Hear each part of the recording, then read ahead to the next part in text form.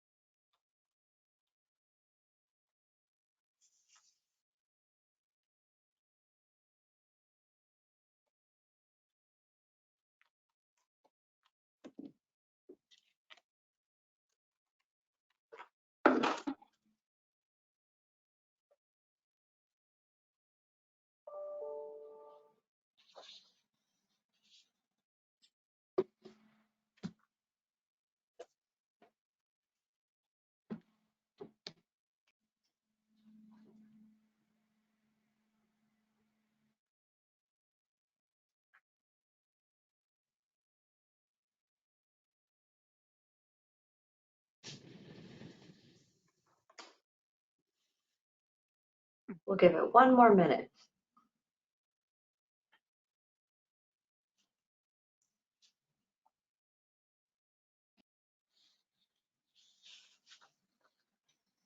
I know it's at the end of Central Time Zone's lunch hours. Everybody's probably still running back into the office. I know I would be if it was, if it was right here for me.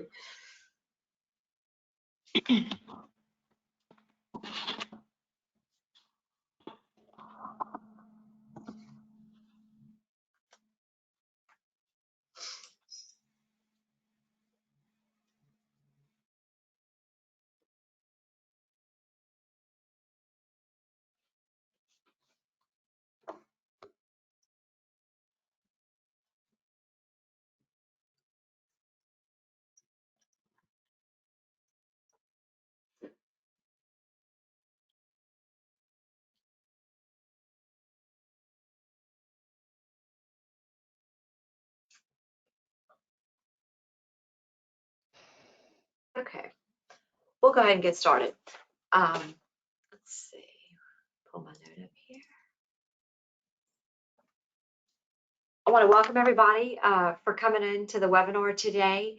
I want to specifically welcome our Legal Industry Council members of IFMA and all of our other friends at IFMA that were invited and welcome to join us through the IFMA Engage platform. I'm Kim Doherty. I'm the Chief Facilities and Records Officer at King Miller Law Firm here in headquartered in Baton Rouge, Louisiana. I'm also honored to serve as the President of the Legal Industry Council here for IFMA for my 2nd term. So very excited to be here today. Thank y'all for joining us. And I'm going to start with just a few housekeeping items for everyone to be aware of, and then I'm going to introduce the panel. The webinar will be recorded and then we will post on the ifmalic.org website.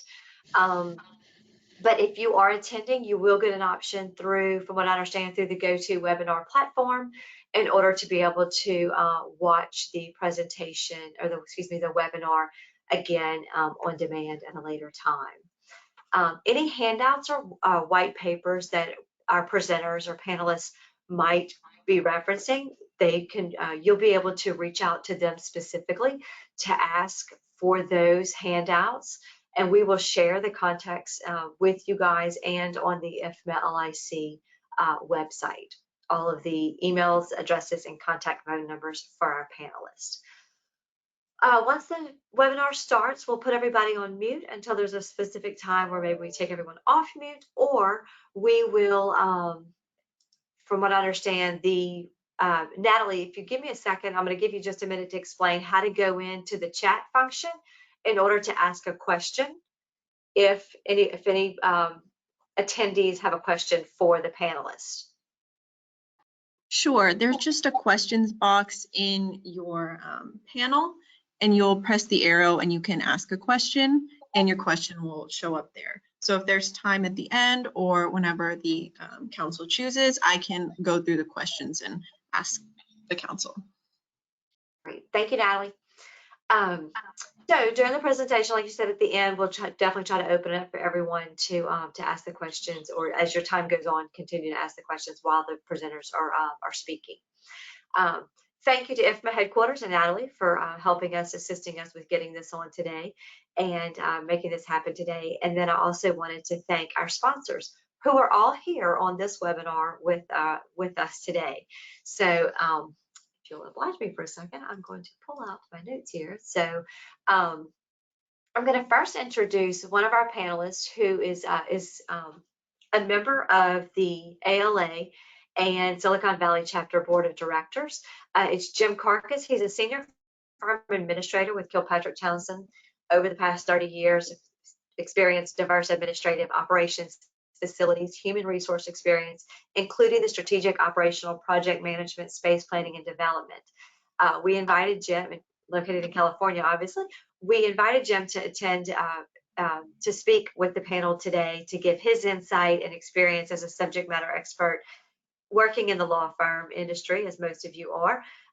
Just recently went through a office renovation, office move, and we're asking Jim to share some of his experiences, trends, decision making, critical thinking that was put into play due to this task once the pandemic has, we'll say, starting to come to a close, hopefully.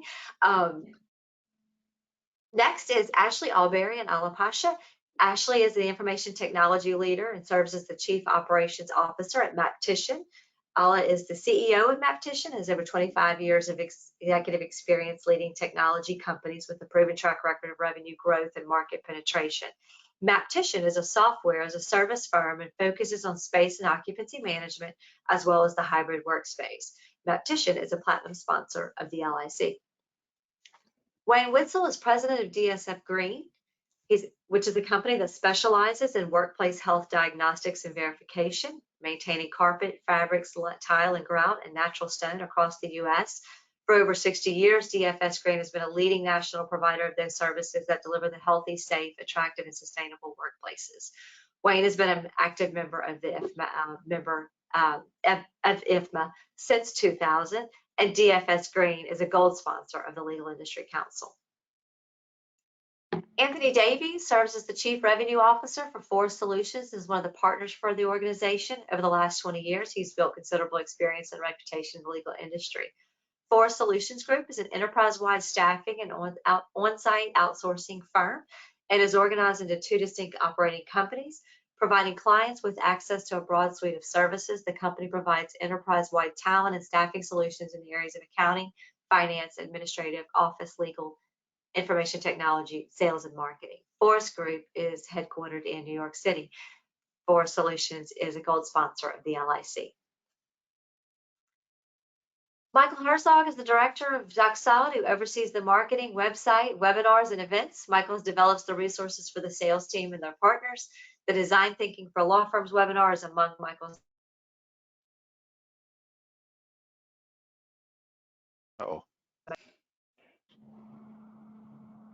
most recent initiatives. If you haven't seen it, you have to go check it out. DocSolid develops, sells, and supports enterprise, creating a digital mailroom with AirMail 2 for secure digital delivery of daily mail into the document management system. Provides a firm-wide solution with built-in quality controls to scan and shred large volumes of paper for a digital records room. DocSolid is a diamond sponsor of the LIC. Thank you to our panelists for joining us today. We're excited about the opportunity to talk to you more specifically and get your areas of expertise, your take on what's happening in your industry related to services for the law firm, which I know most of you have many clients in the law firm, in law firms, as well as other verticals. So we're excited to have you on with us today to share your experience and your take on what's happening beyond the pandemic. I want to first start with Jim Carcass, who I said was the Senior Firm Administrator for Kilpatrick Townsend. Jim, we wanted, hopefully you would share with us what your experience has been during and after the pandemic and some of the challenges that your firm took on and the experiences and some of the benefits they've reaped since then after the pandemic. Thank you, Kim. And first of all, thank you for the invite from IMFA and DFS. I appreciate it. It's good to see some faces out there, and I also see there's more live events that are happening, which is really good. Wow, last couple of years, huh? I mean, it's here at Kilpatrick Townsend. I did a build out about 2.5 years ago. Totally different than what I just went through with the hopefully post-pandemic that we're kind of dealing with right now. As Kim mentioned, I've had an opportunity to be a part of a real estate committee that, obviously with the post-pandemic, we've kind of approached a little bit differently. Our firm is trying with our Menlo Park, California office. We started off by looking for upwards of 25,000 square feet. And then believe it or not, with our lovely area, and some of you may know, we have a very high costing area, even finding great real estate in the 20 to 25,000 realm is not all that easy, especially since we have a thin peninsula here, so to speak. So we started to talk about, well, we're with the real estate footprint and the real estate costing so much in this area, plus the fact that most have noticed from a productivity perspective, people have been working pretty well, just in some instances getting out of bed, getting on their laptop and kind of moving forward. So it's been a very interesting a period of that we're going through. So our firm decided to cut about 60% off our real estate costs and thin our real estate footprint to 10,000 square feet, and we started off at 34,000 square feet. So that is pretty a significant cut. We decided to invest in a brand new space, set up kind of a shared offices setup in terms of accommodate a hybrid work setup, which I know a lot of everybody probably out there knows what hybrid is in terms of working part-time in the office or part-time at home, or in some cases fully remote. We have kind of set up a facilities footprint really based on making the space more attractive, more welcoming environment option for people to come in and work, collaborate, meet with colleagues, meet with clients, with a really an increased heavy tech footprint that shared offices, cubicles, in conference rooms, cafe, outdoor terrace areas, basic collaborative, meet with your colleagues, meet with your clients, and make sure it's flexible for anybody to drop in at any time and do their work. Now, a lot of you, I'm probably sure, are saying out there, oh my God, are we telling a partner to share an office or something along that lines? No, not necessarily from an attorney side of things. What we do have is we have set up a sort of a clean desk policy in terms of giving people the opportunity that if they are gone for a vacation, someone could utilize their office or something on that point. Space has definitely was made more tech friendly, increased technology, laptops for all, larger monitors at workstations, wireless keyboard and mouses for everybody, less touch points as we still kind of deal with the pandemic in general. Also, own equipment that you have in the office. We also have storage lockers, which is something different. Again, our firm is trying for individuals that, decide to come in once in a while and want to pull their own equipment out in terms of utilizing a shared office. And I know in a past, and it is an honor to be part of this panelist group, hoteling is still a word out there. Our firm doesn't like to use that word so much. We like to call it shared offices. So we've also have a stronger tech bandwidth, just really more attractive stop and kind of plop laptop stations for anybody to just kind of be extremely flexible with this space. We're also looking to, we've also incentivized people to come out, collaborate, obviously food, right? Kind of brings people in a lot of times, more events. We're closer to a vibrant downtown to kind of open things up on that, closer to transportation hub. And we're not, which we think is important for people, give people the opportunity to get into the offices. Although, some of our larger offices like San Francisco or other areas that, use a transportation option, still have people that are a little weary about utilizing that type of transportation. We set up a remote approval process for staff and attorneys. It's kind of built on 3 days a week. And we generally, if someone is in here 3, 4, 5 days a week, we try to assign them an office. If someone is just coming in 1, 2, in some cases 3 days a week, they go through a reservation system, and that's where software is kind of coming into play. And there's a lot of different types of reservation systems that will not only give you an opportunity to assign an office if you're coming in for the day, but it also gives you the opportunity to see who's in the office in terms of maybe you want to meet with a colleague, meet with a partner, meet with a somebody along that lines. So we started a kind of a new reservation system as well. Most importantly, we kind of have a clean desk policy, trying to tell people that, hey, you know what, some people could be utilizing an office that you're in. Obviously, from a facilities perspective, there's a lot of cleaning still, right? We still want to make sure that nobody gets a little bit wiggy about using somebody else's office, so to speak. So our facilities guys, which are outstanding, are regularly cleaning the offices. And of course, we use DFS, for instance, in terms of cleaning the office. So that kind of a nice play on that one as well. But it is a whole new ball game out there, and it's something that we're trying. I am starting to see some of my ALA colleagues do the same thing, definitely reducing their footprint by as much as 60, 70% in some cases. We do tell our remote workers in general, if they're full-time remote, we like to see them at least 2 times a month. That's just something we set up where we would love to have them stay connected, in some way, shape, or form, come to a lunch, do something along that lines. But obviously we're just still kind of in the pandemic, so we're erring on the side of really trying to help people out. But as you can imagine, at least in Menlo Park, California, with the traffic still out there and all the other things, our staff in particular are extremely happy that we now have started allowing them to work more remotely. So, Kim, that's about all I got. Well, thank you. I do have one question for you. I'll put you on the spot. Okay. What was something that you put out there that you thought, well, we don't know how this is going to go. Let's see if it's a win or a loss. Was there something in mind that you could think of that you thought, wow, that went over better than we thought? Well, I think we definitely have a lot of,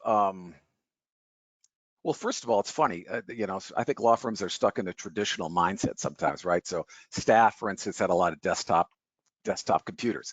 I've been kind of pushing our firm to go laptops for everybody, to be very extremely flexible. So that actually worked out very well. Obviously, we're now where everybody can just kind of move about easily. And we have given our, we've given extra monitors. We've done a lot of extra things to make it easier for folks to work from home. So that is one thing that, and I harken back to the pre-pandemic days. I was trying to push our firm to allow staff to work 1 day a week. 1 day a week from home. And it's kind of funny, all of a sudden a month later, the pandemic hit, everybody's working more than 1 day. And I think there was, from a traditional law firm standpoint, people are wondering, can people stay productive? I'm happy to report people have stayed productive. And that's actually worked obviously in our favor, allowing folks to not have to maybe make a commute an hour each way, hour and a half each way. So I'm pleasantly surprised to see. I knew in my mind it would work, but trying to make sure a partner or an owner operator can see that it actually worked, that's one of the pleasant surprises of all this. That's great. Thank you for sharing that. We appreciate it. Thanks, Since Kim. you mentioned Wayne with DFS Screen, I want to lead into Wayne right now. Wayne had some great insight yesterday before we met yesterday prior to this call, just to kind of plan and discuss some topics. He had a great comment. He called it empower, encourage, expect. But I wanted to just take a moment and ask Wayne to share his. He made a great point also to say, while it's not always a one size fits all approach for everyone in all verticals, I was curious from Wayne's perspective. I wanted him to share his take on the empower, encourage, expect, but also to share some of the trends that he's seen firms deal with in order to engage employees to come back into the office and have that comfort level of knowing that it was okay to return to the office. Thanks, Kim. Yeah, this whole empower, encourage, expect was like if you envision a bell curve, and so much in life we can slap into a bell curve framework. That empower is that early adopter, and then the encourage is how do we get most of the people to come back, and then the expect, how do we get these people to we expect you to come back. What do we need to do to get people at all those phases? Now, the problem with that is it assumes that you want everybody back, or it assumes you want groups of these people to come back. And I think that that model has been shattered largely based on some of the things Jim was saying, is that we've established people can be productive. And those with a traditional mindset may need to rethink that traditional mindset. The thing that I'm hearing a lot throughout IFMA and through some of these types of webinars is, how do we get people back? How do we incentivize? What amenities are you offering? And I think that might, in many cases, not all, but in many cases, that might be the wrong strategy. Because think about this. If you say, hey team, we got this great new espresso maker, come on back to the office. My first question is, how crappy was your office beforehand that an espresso maker is going to make people want to sit in traffic for 2 hours, right? So it's almost I don't know, it's kind of bad form to kind of do that and say we've got all these things, as opposed to saying, look, if you do want to come back, we've made it easy for you to plop down in a clean and safe environment with an easy reservation system, and you'll have all of these services available to you here on a whim, and are easy to access. So I think it's an issue now of removing barriers, and from my perspective, there's that side of things. We have a lot of great people on this panel that have removed barriers with technological solutions to overlay over this new work model, which you'll hear about. But from a very practical thing, like Jim was saying, in terms of the cleaning issue, one of the things that we've seen throughout the pandemic is people have done, have over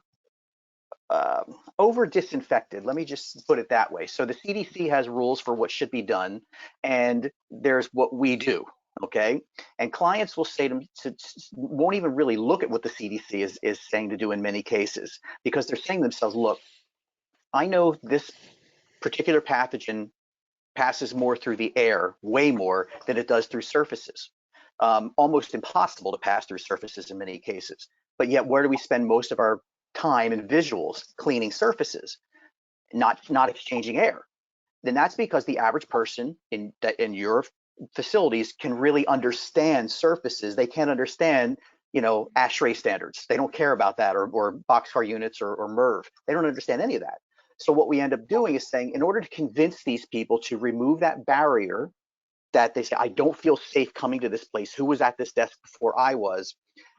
More of this type of surface cleaning is being done to make people feel safer. So where we're seeing the trends going now is we're seeing a lot more disruption and automation of disinfection coming through.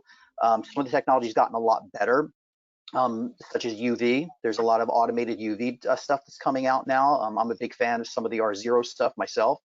And this is technology that's been used in surgical rooms for decades, in prisons and restaurants for decades, and I mean more than decades in some cases. And water treatment, we use it for water treatment, and now they're using it in commercial facilities, academic facilities, and so forth.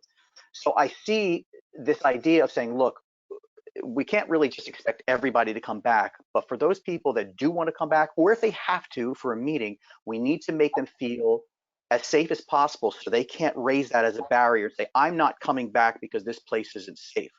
What we need to do is to make it safe, accessible, and easy to use, and not pander to them with things like espresso machines and a foosball table.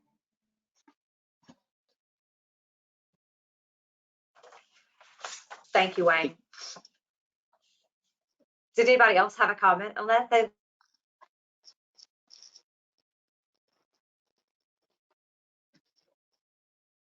they wanted to share? We know that law firms are reassessing every aspect of the people business, and they're laser focused on the purpose of the office. They're aligning the work policies with goals, values, and client needs. No doubt that we'll continue to look at this now in the future, when we're having a lot of people saying they think they might see firms adapting to the disruption and finding out if things will come back to normal end of this year, next year, end of next, end of beginning of next year, end of next year. I wanted to start with Anthony Davies with Forest Solutions Group. Anthony, what are you, based in your area of expertise in the outsourcing, what are you guys seeing? And I would like everyone to kind of give their take on this. The top 3 factors that are the driving for, fundamental for that workforce experience from office to home to back to office. Thanks, Kim. Yeah. So I would say it varies slightly by industry. And at Forest, our kind of three big buckets would be legal, advisory firms, and banking. And it's fair to say, I think, that on the banking side, there's been a lot less flexibility about working from home. And therefore, and that's kind of been quite standard across the whole industry, so there's nowhere to hide. But that said, different organizations have spent way more time and effort and money making the work from the office experience equal to or better than the work from home experience. But they haven't had to worry about occupancy so much because there's a mandate for people to come back to the office. One of our clients, apparently, the rumor is that the CEO keeps a list of all the people that are working from home. It's not quite Elon Musk territory, you know, if you work from home, I've assumed that you've resigned. But there are, you know, on the finance and banking side, there's very much a mandate to push people back. And we work with some big financial services and banking clients, and they have spent big on making that experience spectacular. We've seen a huge influx of, and most of these have all outsourced all their kind of workplace experience services. And they've come to us through the pandemic and said, we need a complete upgrade of all of the services, the people, the process. We want you to go and hire a lot more people from the hospitality industry. We want people who work on reception, who are used to greeting, you know, in a five-star hotel type way. We want meeting room attendants that understand AV support. They need to understand how the meeting room booking system works. They need to be prepared to go and help with the catering or anything else that you might need. So we saw banking really get ahead of the curve with that early on. And then on the middle bucket, the advisory bucket, so consulting, tax, accounting type firms, they went fully remote forever. But the small print says, but we do still need you to live quite close to the office. Otherwise, you will get your salaries adjusted based on the geography. So, and they do expect, as Jim said, they do expect people into the office 2 or 3 times a month to stay connected. But the big difference, I think, with the tax and advisory firms, while they're not driving people back to the office, they've taken the initiative to say it's our job to earn the employees back to the office. We can't expect them to come back. We can't tell them to come back. We've got to make the work from the office experience better than the work from home experience. And that phrase, competing with work from home, competing with, you know, being able to set your own air conditioning, being able to have your own snacks, your own fridge, you know, being able to watch whatever game you watch at lunchtime. For me, it's cricket, but it's probably not for you guys. But just having that more personal experience in the workplace, that's what I've seen from tax and advisory clients. And they've massively invested again in this hospitality trained people. Our biggest client now has over 250 Forest Solutions people running around the office, helping people get to work, welcoming when they're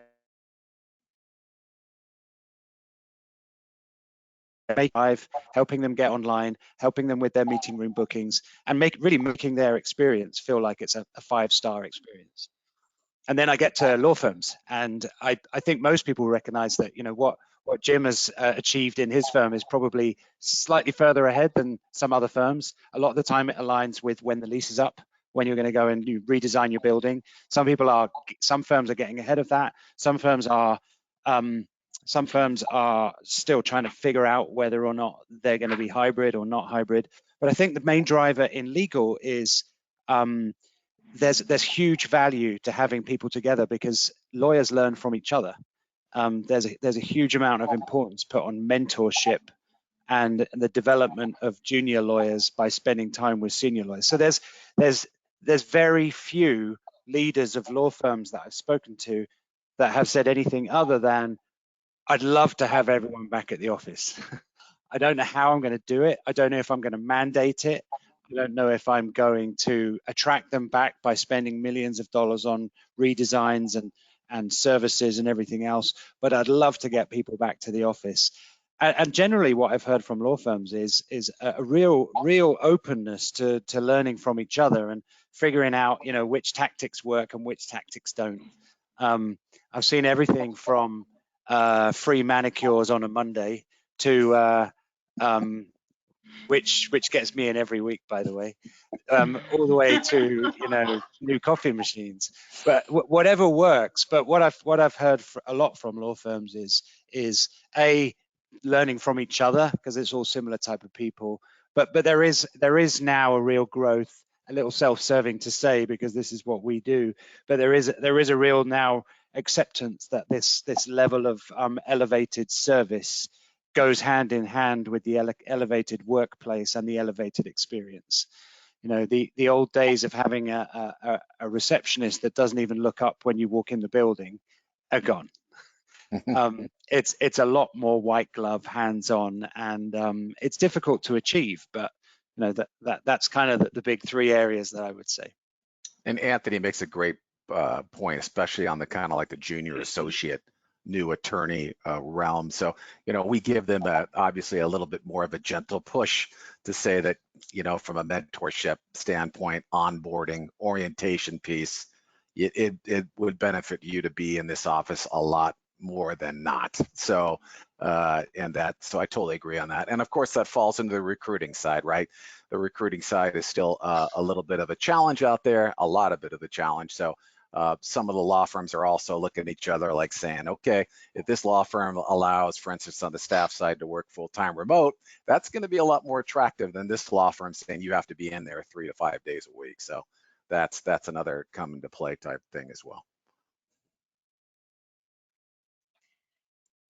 Ashley, I wanted your take on this from the mathematician's perspective, because one thing we all know, specifically, you know, in my area, in the law firm, knowing that one day we would eventually see some people, attorneys, want to work more remotely, but also wanting them to encourage them to come into the office at least of a minimal, you know, 4 days a week. The technology piece of this has been thrust out there so fast from the standpoint of being able to know who's in the office and who's not. So what are mathematicians' take on this from your perspective? What are you seeing? What are you suggesting? Where are people challenged and where are their wins?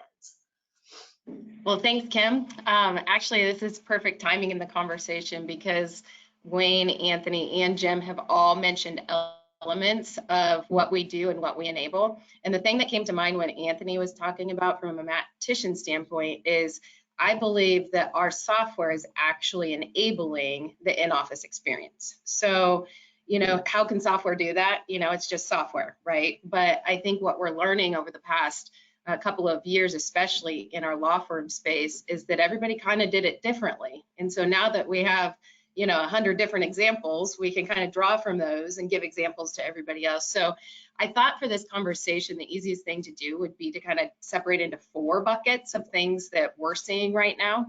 The first is capacity. So that's been mentioned a couple of times. The other topic that's been mentioned a couple of times are reservations, and they kind of go hand in hand because you need those reservation data rather to achieve all of the capacity measurements that or occupancy that you're trying to gather.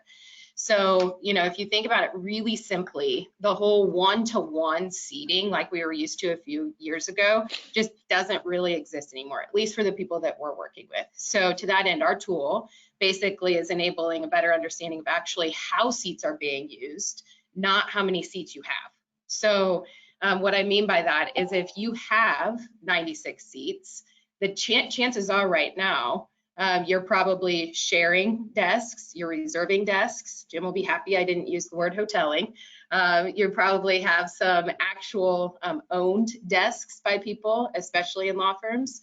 And so when you bring all of that data together, then you're saying, okay, now my capacity, I pulled one this morning for the 96 seat example, is 166. So my office no longer is 96 to 96, it's 96 seats and I can actually fit 166 people in it. but there's really no way to be for sure about that or to be certain about it if you don't have the data behind it. And so a tool like ours, and there are many, and they're really good options, has breadcrumbs. So everything you do within our tool is logged, and then we report on it. So then you can actually see the data. So I would definitely say capacity is top of mind across the board with our clients right now. The other thing, Kim, that you specifically mentioned, who's going to be in the office, I think a couple other people did too. I would say the number one feature that law firms love right now is the in-office presence feature. What that does is it says, today I have 50 people in the office. Next Wednesday, I'm going to have 45. And who are those 45 next Wednesday? So that I can make a better in-office decision in whether I want to go. And maybe that's because Alan and I have a project we're working on together, or Anthony and I are trying to get a deal done, whatever the case may be. I need to kind of make my plans based on what's happening in the future. So I would say that's probably our number one feature right now, is the in-office presence and being able to the future based on reservations. And then tool consolidation, really hot topic right now. So we are, from our perspective, we have everything from seat management to conference room booking and all of those things that you would expect. But what we're hearing more of is that firms are wanting to consolidate those tools under one roof. And so whether that means, making sure all of the catering services and robust conference systems and things like that are built out a little bit more thoroughly and with more features, or whatever the case may be, regardless, like, top of that is the theme that things are trying to be consolidated. So we're trying to help in that effort as well. And then finally, I would just say delegation. So we found very quickly early on in our space, or time in this space rather, that attorneys and the like are not going to book seats on behalf of themselves, or they're not going to do it themselves. So and some do. I shouldn't make that a universal statement, but most don't. I think if you look at Jim, you will get that impression that it's 100% done. I don't want to offend anybody. So we basically have a function that allows people, whether that be legal assistants or whoever, to reserve on behalf of attorneys. And then we have about every rule under the sun for your reservable desks, just because every law firm has done it a little bit different. So those would be my four, I would say, that we're kind of seeing from a mathematician perspective. And I would think, Kim, if you don't mind, if I can add a couple of things, I would really, if you kind of step back, a little bit and think, about, because I was thinking there's a lot of trends, obviously, that are impacting the workforce, and, but when you really step back and think about the major trend at the heart of it is really remote work. That's really the new thing, and I believe, I come from a technology, background, and I've always been in the technology business, and we were actually forced to support remote work because we've always been in a tight labor market. You know what I mean? I mean, if you think of software developers and things like that, from the day I got into this industry in early 90s, right? There has always been more demand than supply in terms of programmers and, folks that do this. So we were kind of wired to be flexible, you know what I mean? Because we knew that if we force people and if we focus in one city, we're not going to be able to do this. So I think what we're seeing today, especially working with legal firms, is kind of a general acceptance that remote work is not bad, remote work is okay. And I would say, my recommendation or advice to everyone that's listening to this is, you got to think about it that it's here. I think what the pandemic did, it just proved, a lot of folks talk about productivity, right? And I think we all have that personal experience. We can all say that I did work from home and I was productive. My team worked from home and they were productive. Did we miss things? We missed a lot of things, obviously, by not having that face-to-face collaboration, if you will. But I would say my recommendation for every firm that's out there is, you got to accept that it's here. I wouldn't fight it. I wouldn't fight the notion that remote is bad or remote is going to go away. I think of it as email. You know what I mean? When the email came out, we didn't use it before. We've started finding ways to say, how do we make this a plus? How do we make this a win? How do we make this, part of our ecosystem, if you will? And I genuinely believe that remote work is going to be part of this. But also there has been a lot of research, that said, fully remote work is not really the best thing in the world, right? For a lot of things that a lot of folks had mentioned. So a lot of the customers that come to us, given that we have the tools, to help you enable hybrid, they've kind of made that decision, if you will, that we know we're going to accept the fact that we have remote folks. And it's more like, how do we do it? You know what I mean? What's the right way to do it? And as Ashley said, now that we've done it a few times, we're able to go back to customers and say, you know, things like, and I think a lot of folks touch on this, it's not a stick, it's a carrot. You cannot use the stick, you know what I mean? You have to really use the carrot, right? And the carrot is not, I think Wayne's point, it's not the espresso machine. It's going to take a little bit more than that, right? It's, you know, what's really the purpose? Am I going to get something by coming to the office? Am I going to learn something from Jim or from Anthony or from Kim, you know, when I come to the office? But I would say if there was one word that we hear from our customers about, you know, kind of the objective when we say, okay, what do you want to get out of this? It's collaboration. I think if that was the underlying one word, and if you think about our software and what we're trying to do with our software today is, how do we drive further collaboration? How do we make it easy for Kim to literally on your phone to see, I'm going to the office tomorrow. I wonder if Ashley's there. Yep, she's there. We have open seating. I'm going to grab the seat next to Ashley because we've got a couple of things, you know, to go over. So I would say this is collaboration. Again, it's a carrot, not the stick. The important point of this carrot versus the stick thing is, and Ashley touched on this from an analytics perspective. And let's say if I say everyone on this call here would like to see you 3 days in the office, right? Now, what am I going to do? Stand by the door and count? I'm not going to be able to do that, right? So, and think if you're doing this across 500 people. So what a lot of our customers do is they say, we're going to, you know, nicely ask folks to be in the office 3 days, but then we need the analytics to see, okay, is this working? Are they coming? You know, are we hitting 90%, you know, I mean, adoption of this? Do we need to kind of tweak the policy a little bit? We're seeing more and more of this. Let us, you know, share the benefits of coming back to the office, create that collaborative environment, but also let us, you know, watch the analytics to see what is it that we need to fine tune and adjust, if you will. Can I just add another point on top of that? If you get the return to office wrong and somebody comes back to the office and it hasn't changed and there's only 3 people there, then it's worse than forcing them to work from home. And right. one of the things that the technology has allowed us to do is, you know, it's never busy on a Monday. No office is busy on a Monday anymore. It's definitely not busy on a Friday. So what we've been able to do using technology is only make certain spaces available.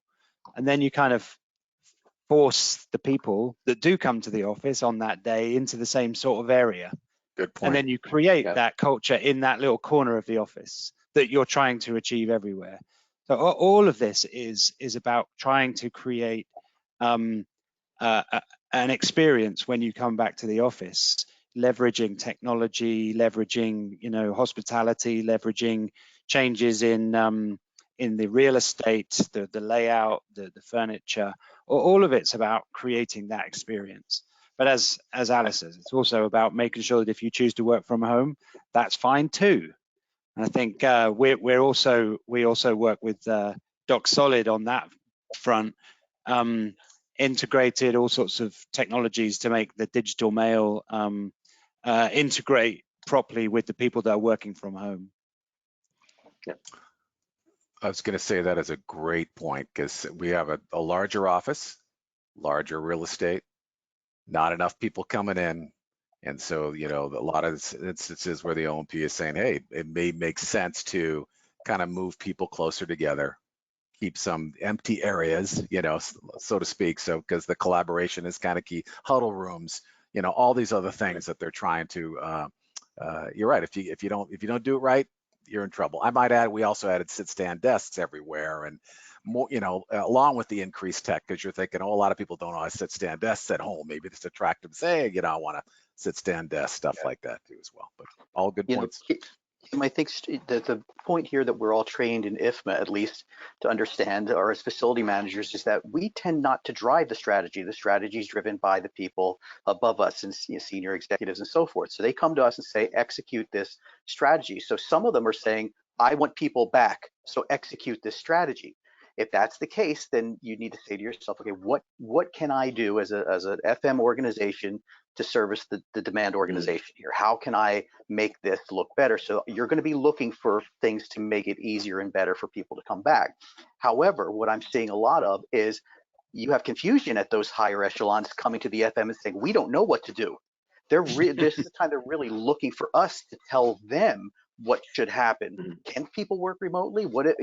So I think that having groups like the LIC Legal Industries Council and another organization like ALA that Jim and I are also members of, this is really for an example where we have to talk to our peers, get an idea of what they're doing, so we have some selections and choices when we sit down with senior executives and say, okay, here's what a few firms like ours are doing, here's some alternatives. If we run a thread through all of those things, here's a lot of the common things they're doing. They're engaging people like Ashley for this kind of system here. They're looking at different ways to manage documents now and so forth.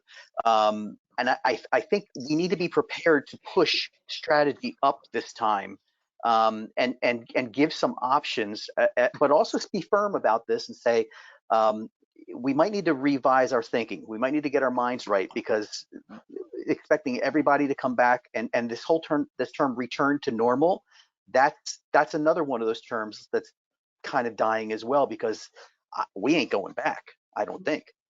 So anyway, just want to make that comment before Michael chimes in with I can't wait to hear what he's going to say. Michael, it's all yours.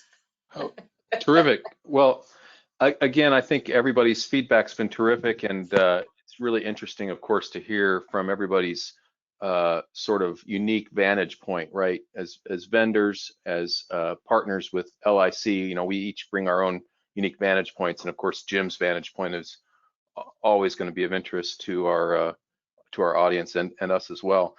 So what I suggested that I was going to bring to the party today was a little broader perspective, just beyond our own vantage points, right? I'm going to go ahead and share the screen now to bring some of the research to light. Kim, when it was originally suggested that we were going to discuss trends, my answer was immediately in my mind, I was thinking, well, we do a lot of research on trends, actually. How much time do we have to talk about trends? But so without going deep into these data points, what I wanted to do for the audience today, is this on screen for everybody? I've got the slide deck. Are y'all seeing that? It is. You want to do it full screen? It's a little Is it small full right screen now now for for you? Okay. Is it full screen now for you? Not yet, no. Let's just see. How about now? Perfect. All right. So as I was saying, the data that is out there, I think that we would look to share with everybody today is of interest, and this will, I think, help everyone. As a takeaway, we'll give you guys links to these research reports, but it is the latest and greatest data in terms of what I've found out there, and I think that it can help guide conversations from here. The takeaway from today's session is hopefully that our members, our audience, are going to start having some new and different conversations about what their plans are going to be or what their strategies are going to be in terms of adapting to the new realities.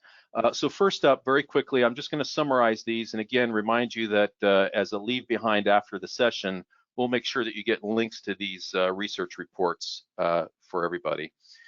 This is the Office of the Future report published by Cushman and Wakefield, which it's shedding light on what they labeled 3 new realities that have significant implications as organizations develop their new workplace strategies.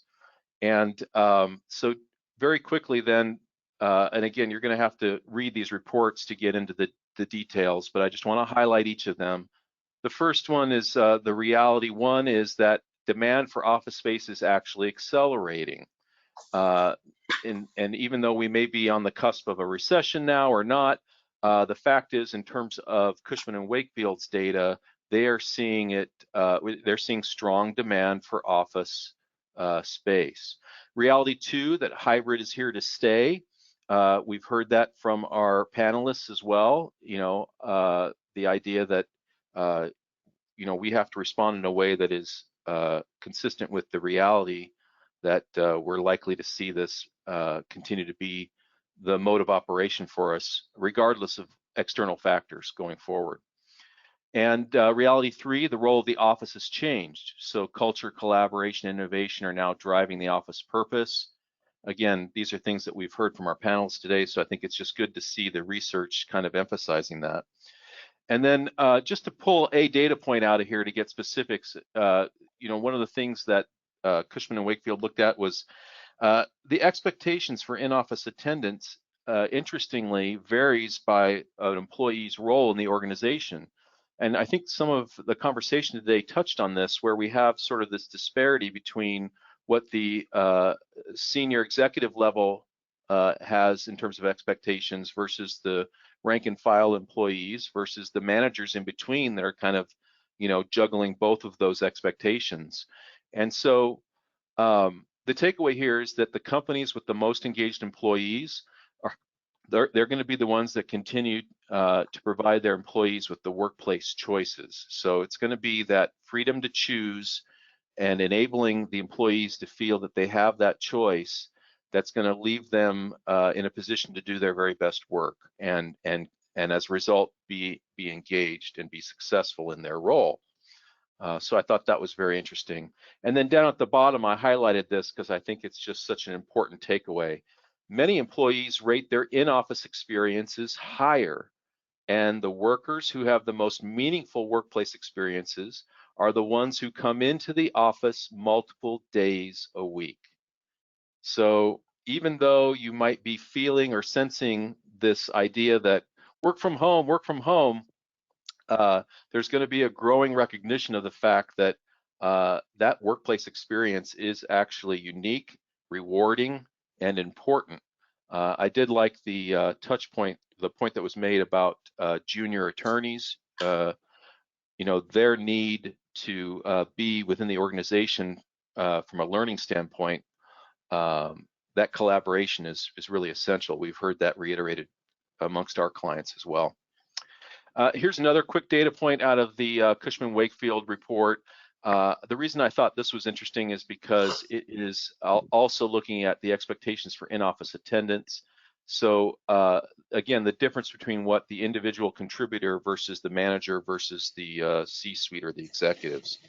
Cushman Wakefield's data, by the way, is not specific, of course, to just legal. It is across all industries. And so the next slide here, I took away from the research report something that I thought would be really useful. So you can go back to the PDF afterwards, but just to touch on this, just doing a quick time check, we're good. The report included a good list of self-assessment questions for supporting hybrid work. I'm just going to run through these quickly.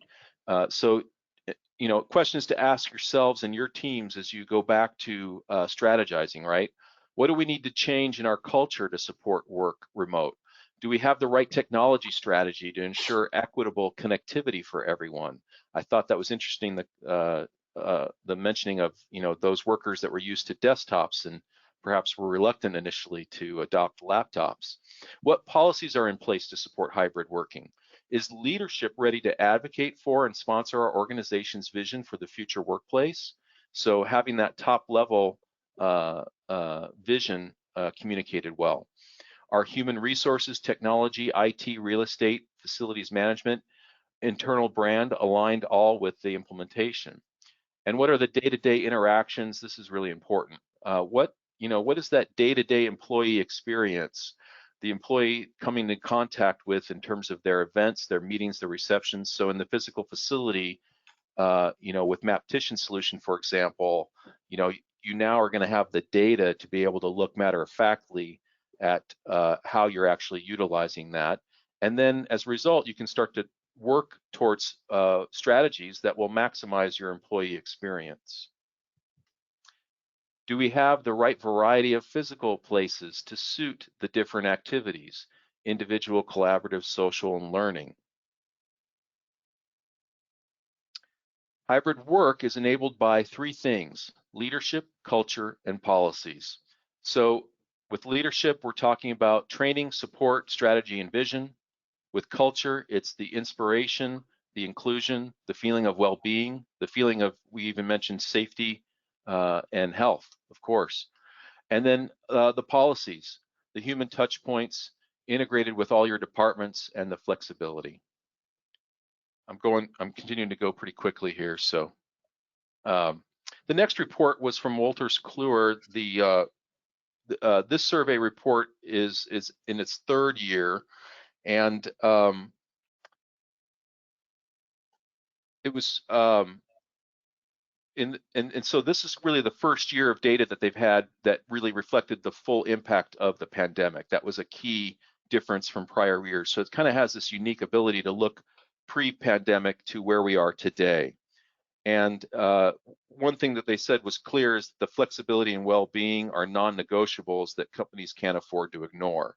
A key takeaway is that meeting these new employee expectations will require a mindset shift, and that's going to consider the experience of the past 2 years. Employees' worth it equation has changed, and there's no going back. The best leaders are going to create cultures that embrace flexibility and prioritize employee well-being, understanding that this is a competitive advantage to building a thriving organization and driving long-term growth.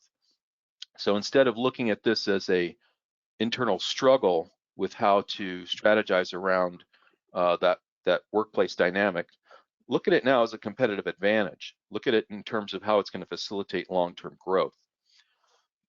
Just one data point here I wanted to pull out of the Future Ready Lawyer Survey report, and that was emerging from the pandemic, far more legal departments are asking or plan to ask law firms to describe the technology that they are using to be more productive and more efficient.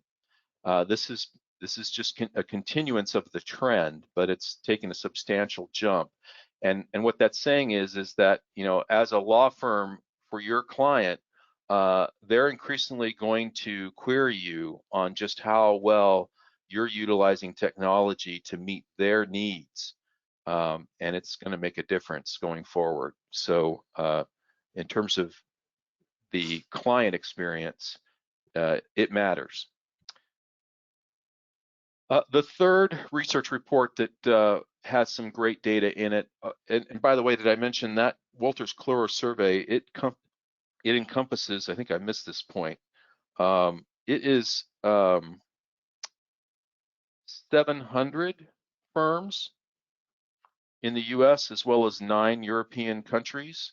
So that particular report is of interest, of course, because it is legal specific, law firm specific.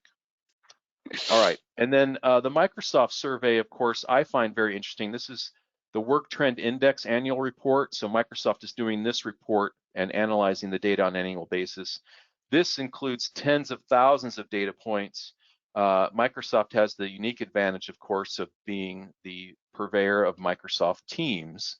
And as a result, they get some fantastic data. They go above and beyond that data as well, though, to query the customer experience for this new employee paradigm that we're all dealing with.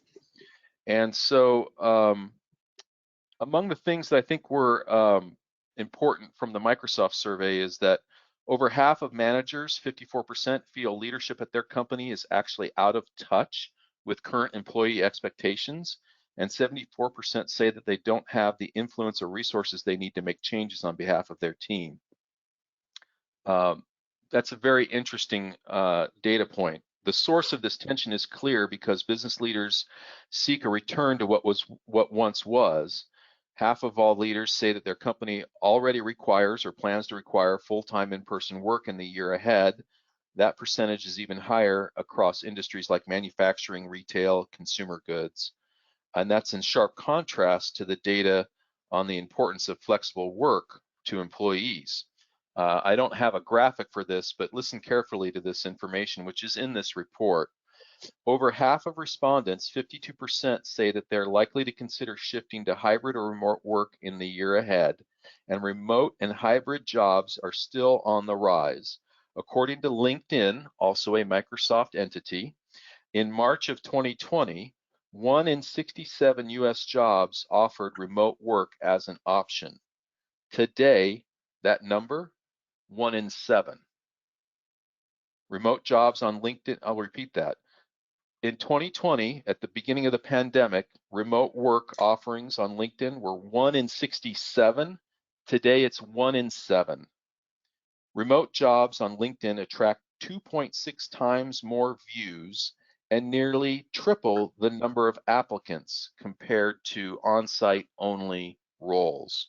So in terms of attracting talent on an ongoing basis, it's going to continue to be important.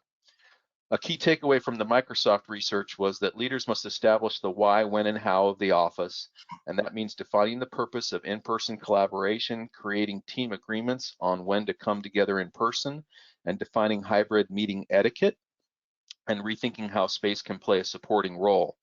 One of the very interesting things in there, creating team agreements, is that Microsoft actually offers a link to a template, and they express how at Microsoft they've adopted that as a strategy in which they've decentralized the some of the tactical rulemaking on what are the expectations for in-office or remote work. They've allowed managers more autonomy to work directly with their direct reports to just decide on how to do that, because it's going to vary based on that team's specific role in the company. And so with that variability throughout the organization, they're saying, let's let that strategy get localized, and let's let them take the initiative. All right, well, we're at the top of the hour now, so I'm going to go ahead and let it go back to you, Kim, where you can go ahead and close this out. Thank you, Michael. That was great. We appreciate you sharing that. Like I said, we'll make those available to everybody if you're not already Googling on your own. Natalie, I'm going to turn it over to you for a moment to see if we had anyone who posted any questions during the webinar, if there's any questions for our panelists that we can share back with our attendees. Sure. I do see one question. The question is, what devices do you have on each work surface? For example, docking station. And I think this one might have come through early on in the webinar. Okay. Would anyone like to take a stab at that? I would say I could talk for 90% of our clients that have gone down the route of flexible desks. We still call it hoteling because we talk about 5-star hotels. As little as possible is the answer. A monitor at minimum, no phones. Most of our clients, you can grab a keyboard or a mouse and plug it in, but literally as little as possible hardware on the desk. You just need to be able to stop, connect to Wi-Fi, and have a laptop that's can work anywhere. That seems to be the trend. One of our clients actually has a vending machine where you can just get your mouse or your keyboard for the day.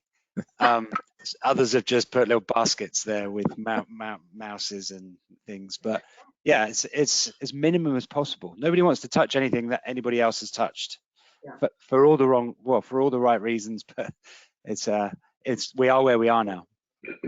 Anthony, you mentioned no phones. I'm curious. The answer I expect is that it's because they're using soft phone technology. They're using a VoIP type of on the screen phone. Is that correct? Correct, or just cell phones, yeah. Yeah, phones are gone. Yeah. We have Jabber, and Jabber is king here. I mean, it just makes life so much easier. And I agree with Anthony. It's we actually have two 32-inch monitors. Again, the welcoming environment, like to give people a little bit more than maybe what they might have at home. And it's just plug in your laptop, you're good to go. And then, like I said, we have wireless keyboards and mouses for everybody that comes in here, and they could store it anywhere because, again, less touch points, and it just attractive, quick play stuff. Great to know. Thank you for sharing that. That's interesting. Natalie, any more questions that have come up? That's the only question that I see. Okay, great. Thank you so much. Well, like Michael said, we're at the top of the hour. Thank you, everyone, coming and joining us today. Thank you to our panelists. This was great information. You guys are the subject matter experts, and you are seeing these trends up and down, in and out, right and wrong. So we appreciate what you have shared with us today. Like I said earlier, since we've recorded the webinar, we will have an opportunity. Anyone who has missed, who had previously registered for it, was not able to attend, will be able to get a link to attend it, and then we'll post on the IFMALIC.org website. I hope everyone has a great day. Thank you for joining us. We'll see you soon. Thank you. Thank you. Bye. Bye. Thank you, Kim. everyone. Bye-bye.